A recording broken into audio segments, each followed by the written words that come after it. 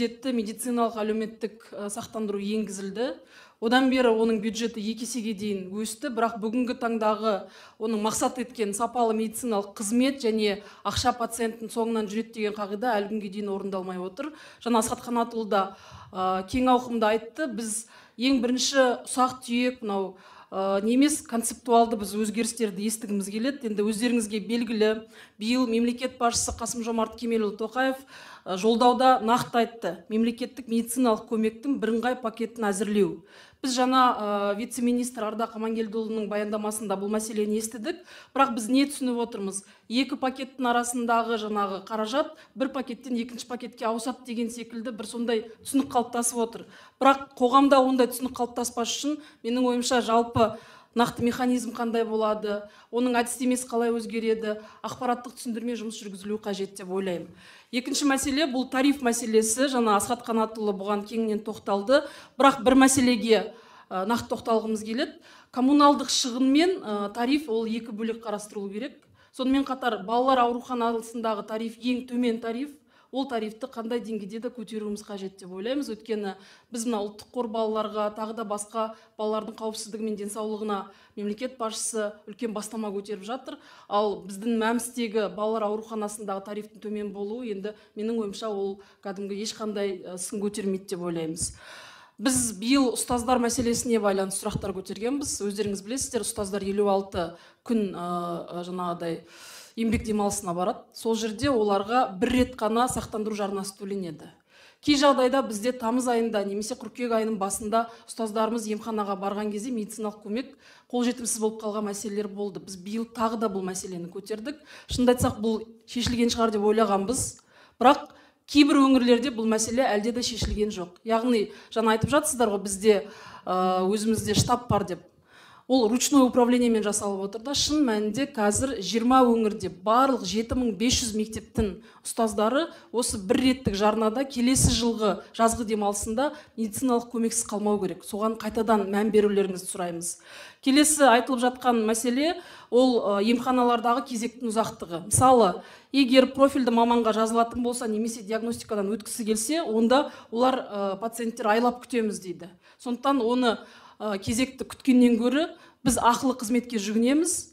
Осыған байланысты олардың қосымша кәдімгі қаражат шығындарына ұшырайды. Бағанадан бері айтылып жатқан мәселеміз сол. Бұл ұстаздарға да байланысты. Ұстаздар айтады, біз жаңағыдай грипп сол кезеңде ауырып емханаға барсақ, онда кезек ұзақ. Сол кезекті күтіп жүргенше біз ақылы басқа емханаға жүгінуге өздері соған мәжбүр. Өйткені не? Олар емделіп, қайтадан сабағына кірісіп кету керек. Сондықтан да бұл жерде икемділік мәселесіне қайтадан көңіл аударсаңыздар. Сонымен қатар жаңа айттыңыздар, сақтандыру мәртебесін, жаңа 3 миллион азаматта сақтандыру мәртебесі жоқ дедіңіздер. Шын айту керек, бұл енді көбінесе аурулардың асқынуына алып келеді көп жағдайда, және өз сөзіңізде атап өттіңіз ғой, біз 1 миллионнан астам азаматты қамти аламыз, ал қалған 2 миллион азаматты қайтеміз. Дегенмен бұл мәселеде бәрібірде де егжей-тегжейлі қарастыруға қажет деп ойлаймыз. Сонымен қатар медициналық қызметтің шамадан тыс тұтыну туралы да проблемалар айтылып жатыр. Бірақ оған тағы да сараптамалық талдау қажет деп ойлаймыз. Осы ретте енді мен бірнеше ұсыныстар енгізгім келеді. Құрметті Айдос Аманкелдіұлы, өзіңіз білесіз, сіздің бастамаңызбен бізде қоғамдық бақылау заңы бекітілді, мемлекет басшысы қол қойды. Сол жерде қоғамдық бақылаудың 3 формасы бекітілді. Бұл қоғамдық экспертиза, қоғамдық мониторинг және қоғамдық тыңдау. Жаңа вице-министр өз сөзінде айтты ғой, жалпы мәміске байланысты қоғамдық бақылау, қоғамдық реттеу мәселесі әлде де әлсіз. Соған байланысты менің ойымша қоғамдық палатаның мүшелерімен бірлесе отырып, осы қоғамдық бақылау заңында бекітілген экспертиза бар, немесе сараптама бар, соған тікелей біз қатысуға өзіміз атсалысқымыз келеді. Біз Аманат партиясы жанындағы қоғамдық кеңестің мүшелері бар, бізде аналитиктеріміз бар, эксперттеріміз бар. Қоғамдық бақылау жұмысына өзімізде атсалысқымыз келеді. Келесі, мәміс қорының қаражатты пайдалану туралы әрбір квартал сайын ашық есептері интернет ресурстарда жариялану қажет деп ойлаймыз, немесе әрбір азаматтың өзінің кәдімгі электронды бір нелерінде қолжетімді болу қажет деп ойлаймыз. Бұдан бөлек мәмс қорының әкімшілік шығындарының бюджетін қысқарту мәселесін тағы да атап өткіміз келеді. Бүгін біз осыны ести алмадық. Бұдан бөлек сақтандырылған азаматтармен тұрақты кері байланысты қамтамасыз ету үшін арнайы бір контакт-центр немесе онлайн платформа жұмыс жасау қажет деп ойлаймыз. Өйткені мысалы сіз жаңа айтып жатсыз, 10%-ға төмендеді шағымдар.